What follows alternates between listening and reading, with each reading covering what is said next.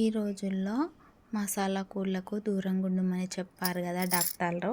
అందుకే ఇందులో ఈ బిర్యానీలో పుదీనా, బిర్యానీ ఆకు, బిర్యానీ పువ్వు ఇలాంటివి వాడడం లేదు.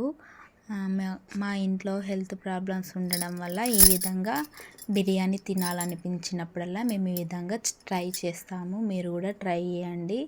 ఈ ఎగ్ బిర్యానీ యమ్మీ యమ్మీ టేస్టీగా ఉంది. వీలైనంత దూరంలో మసాలాకు దూరంగా ఉండండి.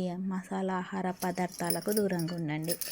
మీకు గనక ఈ ఎగ్ బిర్యానీ నచ్చినట్లయితే ట్రై చేసి మీరు కూడా మీ హెల్త్ను కాపాడుకోండి.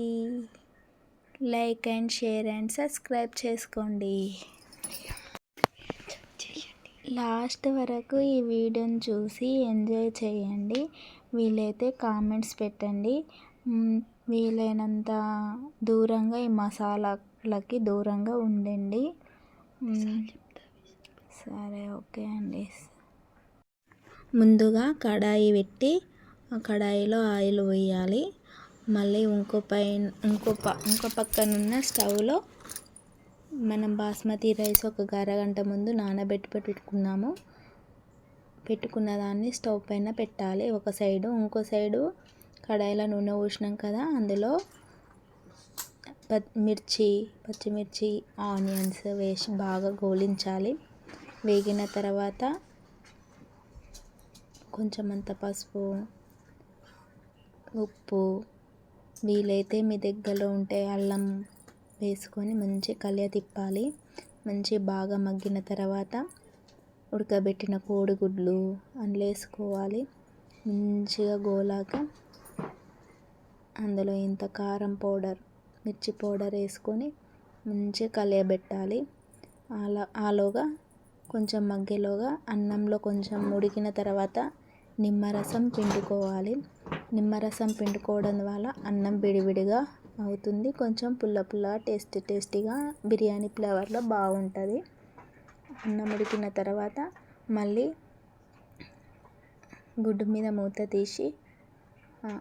కడాయి మీద మూత తీసి అందులో కొంచెం గరం మసాలా పౌడర్, ధనియా పౌడర్ వేసి, కొరియండర్ వేసి మంచి తిప్పాలి.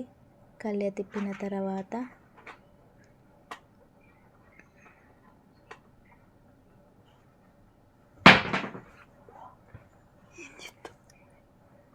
మంచి కలుపుకోవాలి. కొరియండర్ తగ్గిన తర్వాత మంచిగా మూత పెట్టుకోవాలి. ఇప్పుడు అన్నంలోకి బిర్యానీ అంటే ఉడకబెట్టిన కోడిగుడ్ల కర్రీని బిర్యానీ కోసం ప్రిపేర్ చేసుకున్నాం కదా, ఆ ఉడకబెట్టిన కోడిగుడ్ల కర్రీని అన్నంలోకి కొద్దిగా వేసుకుంటూ కలుపుకోవాలి.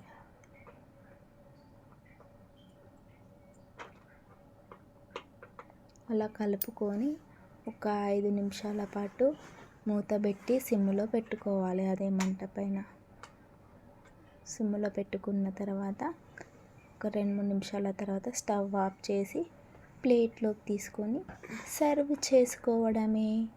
యమ్మీ yummy tasty egg biryani ready.